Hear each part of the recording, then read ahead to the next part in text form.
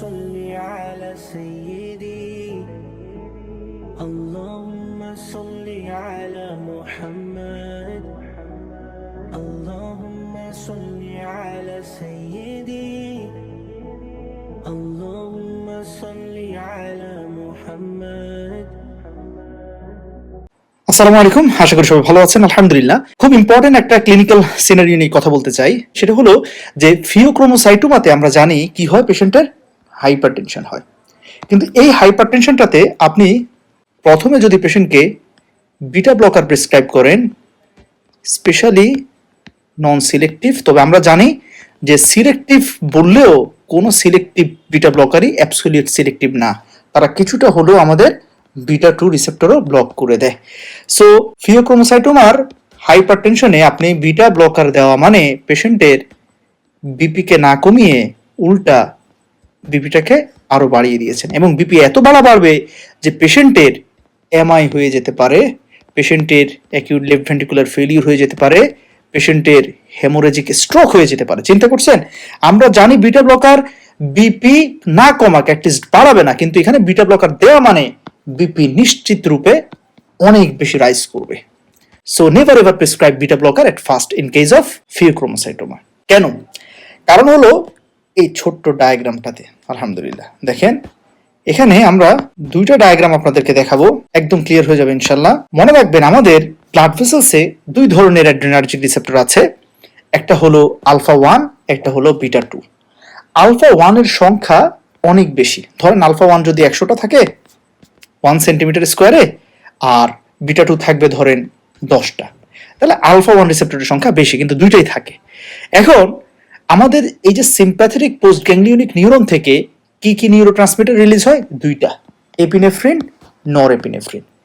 তো এর মধ্যে নরএপিনেফ্রিন শুধুমাত্র আলফা 1 এর উপরে বসে, ও বিটা 2 এর উপরে বসে না, বিটা 2 এর উপরেও কাজ করতে পারে না। কিন্তু এপিনেফ্রিন এটা আলফা 1 এর উপরে বসে, বিটা 2 এর উপরেও বসে, দুইটার উপরে বসে।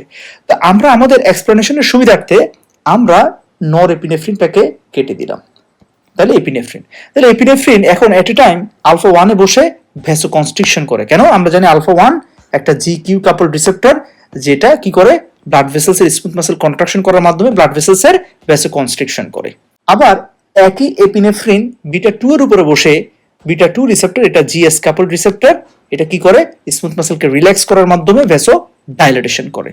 তাহলে ভ্যাসোকনস্ট্রিকশন হচ্ছে, ভ্যাসোডাইলেটেশন হচ্ছে। আপনার প্রশ্ন যে ভাইয়া দুইটাই তো হচ্ছে, তো ব্লাড ভেসেলসটা আসলে করবে কি? কনস্ট্রিকশন হবে না ডাইলেটেশন হবে? উত্তর সিম্পল, আলফা 1 রিসেপ্টরের সংখ্যা বেশি, সো নিট ইফেক্ট হিসেবে ভ্যাসো কনস্ট্রিকশন হবে।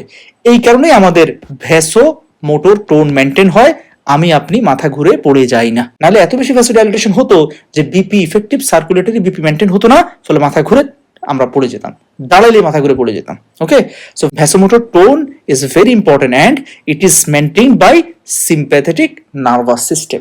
এই যে alpha 1 mediated vasoconstriction. Clear? Okay, এতটুকু ক্লিয়ার। এটা আমার আপনার সবার ক্ষেত্রে হচ্ছে। এখন ফিওক্রোমোসাইটোমাতে হয় কি? ফিওক্রোমোসাইটোমাতে অ্যাড্রেনাল মেডুলির ক্রোমাফিন সেলের ম্যালিগনেন্সি হয়, অর্থাৎ ক্রোমাফিন সেল এখানে অ্যাবনর্মালি সেল ডিভিশন করে তার সংখ্যা বাড়ায়, এবং অ্যাবনর্মালি সে অতিরিক্ত পরিমাণে কি তৈরি করে? এপিনেফ্রিন তৈরি করে, সাথে নরএপিনেফ্রিনও কিছুটা তৈরি হয়। বাট ফিওক্রোমোসাইটোমাতে বেসিক্যালি বাড়ে কোনটা? এপিনেফ্রিন, মনে রাখবেন। এবং ইম্পর্টেন্টলি এটা আপনাদেরকে ফার্মাকোলজিতে পড়িয়েছিলাম যে অ্যাড্রেনাল মেডুলি থেকে তৈরি হওয়া এপিনেফ্রিনটাই মূলত আমাদের নিউরনে ঢুকে রিআপটেক মেকানিজমে, এবং পরবর্তীতে সে সিম্প্যাথেটিক নিউরন থেকে আবার প্রয়োজনের সময় রিলিজ হয়। সো আমাদের বডিতে এপিনেফ্রিনের মেইন সোর্স হচ্ছে অ্যাড্রেনাল মেডুলা। ক্লিয়ার?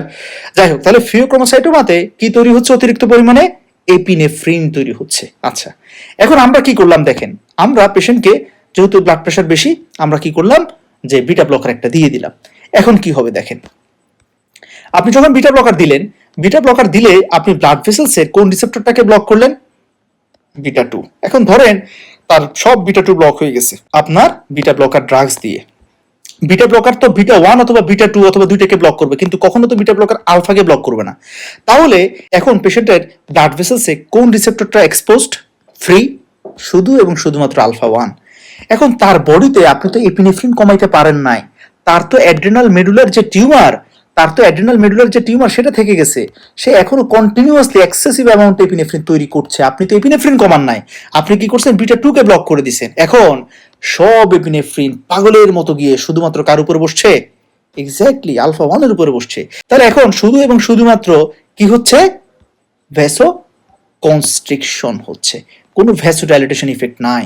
ফলে সিভিয়ারলি ব্লাড ভেসেল ভ্যাসো কনস্ট্রিকশন করবে, সিভিয়ারলি টোটাল পেরিফেরাল রেজিস্ট্যান্স বেড়ে যাবে, সিভিয়ারলি আফটার লোড বেড়ে যাবে, সিভিয়ারলি ভেনাস রিটার্ন বেড়ে যাবে, কারণ ভ্যানো কনস্ট্রিকশন হবে।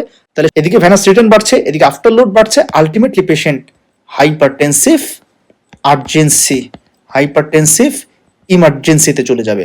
আর হাইপারটেনসিভ ইমার্জেন্সি মানে এন্ড অর্গান ড্যামেজ, এটারই একটা কনসিকুয়েন্স হলো পেশেন্টের এমআই হতে পারে, পেশেন্টের স্ট্রোক হতে পারে, হ্যামোরেজিক স্ট্রোক হতে পারে, পেশেন্টের এএলভিএফ হতে পারে। বিপি কমাইতে গিয়ে পেশেন্টকে আইসিইউতে পাঠানোর ব্যবস্থা করে দিলাম, আল্লাহ না করুক। তাহলে আমাদের মেইন ক্লিনিক্যাল ইনফো কি? যে ফিওক্রোমোসাইটোমার হাইপারটেনশন ম্যানেজমেন্টে কখনো বিটা ব্লকার দেওয়া যাবে না। সহজ কথা, প্রথমে কি দিতে হবে? Alpha blocker. আলফা ব্লকার হিসেবে আমরা কোনটাকে প্রেফার করি এখানে? ফেনক্সিবেনজামিন। ওকে, সো আলফা ব্লকার দেওয়ার পরে 3 থেকে 5 দিন, অনেকে বলে 3 থেকে 7 দিন, মানে আলফা ব্লকার দিয়ে আমরা 3 থেকে 5 দিন ওয়েট করলাম। ইন দ্য মিনটাইম কি হলো? ফেনক্সিবেনজামিন এটা ইরিভার্সিবল আলফা ব্লকার, অর্থাৎ সে একটা আলফা রিসেপ্টরের সাথে বসলে আর ডিটেস্ট হয় না। তাহলে সব আলফা রিসেপ্টরটাকে আমরা কি করলাম? অকুপাইড করে ফেললাম। ফলে এপিনেফ্রিন মন খারাপ করবে, কিরে আলফা 1 এর উপর তার বসতেই পারছি না, তখন এপিনেফ্রিন কি করবে? বিটা 2 এর উপরে গিয়ে বসবে। তাহলে বিটা 2 কি করে? ব্লাড ভেসেলসকে ভ্যাসোডাইলেটেশন করে। সো এখানে আলফা ব্লকার দিয়েই আপনি এনাফ অ্যামাউন্ট অফ ভ্যাসোডাইলেটেশন করতে পারবেন, ফলে বিপি কমে যাবে। এর উপরে আবার আমরা কি করতে পারি? বিটা ব্লকার দিতে পারি। কেন? আপনার প্রশ্ন, ভাই বিটা ব্লকার কেন দিবেন? বিপি তো কমে গেছে, হয়তো কেন দিচ্ছেন? এক্স্যাক্টলি আপনারা জানেন যে যখনই আমি আলফা ব্লকার দিব তাহলে ভ্যাসোডাইলেটেশন হলে কি হবে? ব্যারো রিসেপ্টর অ্যাক্টিভেটেড হবে।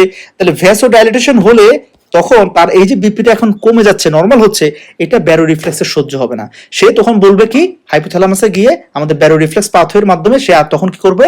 রিফ্লেক্স টেকিকার্ডিয়া করবে। এত বেশি টেকিকার্ডিয়া করবে, পেশেন্ট আপনাকে কমপ্লেন করবে যে স্যার আমি নিঃশ্বাস নিতে কষ্ট হচ্ছে, বুক ধড়ফড় করছে, পালস মেপে দেখলেন পালস 120 130। এক্স্যাক্টলি, তাহলে আমরা বিটা ব্লকার আসলে বিপি কমানোর জন্য দিই না।